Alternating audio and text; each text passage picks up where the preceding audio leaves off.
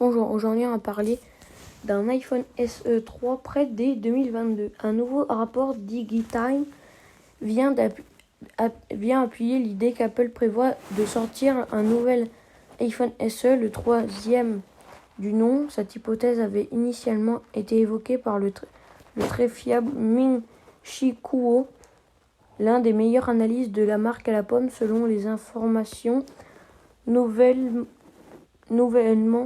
apportées sur le site taïwanais, cet iPhone devrait être mis à jour avec notamment une puce 5G ainsi qu'une puce A14 Bionic, de quoi booster les performances du téléphone de la pomme. Kuo avait déjà annoncé le mois dernier que ce nouvel iPhone SE devait être bien plus accessible que tous les autres modèles de la firme de Cupertino, récupérant ainsi le titre très éphémère de téléphone 5G le moins cher de tous les temps. L'iPhone SE, 5 ans déjà.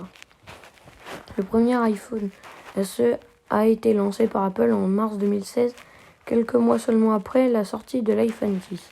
Et l'arrivée chez Apple d'un tout nouveau format de modèle se voulait être prolongement de l'iPhone 5S, gardant le petit format du téléphone. Depuis, Apple a sorti une nouvelle version de l'iPhone SE en avril dernier, alors que la pomme venait à nouveau de changer de format de téléphone avec l'iPhone X et la disparition du bouton central. L'iPhone SE était ainsi un téléphone abordable utilisant encore la technologie Touch ID, que l'on n'avait plus vu sur un téléphone de la pomme depuis l'iPhone 8, avec à l'intérieur une puce A13 Bionic venue directement de l'iPhone 11.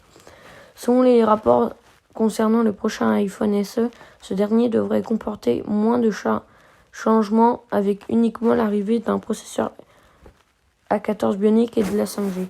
L'iPhone SE est le seul iPhone de la gamme actuelle d'Apple qui dispose d'un capteur Touch ID et d'un bouton central DigiTime, et Ming-Chi Kuo s'accorde pour dire que cette caractéristique devrait perdurer sur la troisième génération de l'iPhone SE, qui, pour des questions de coût, n'aura pas le droit à Face ID.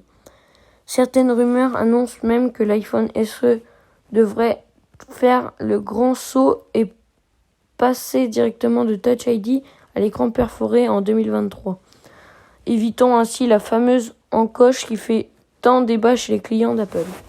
C'est la fin de la vidéo, j'espère qu'elle vous a plu. C'était MacTech, à très bientôt.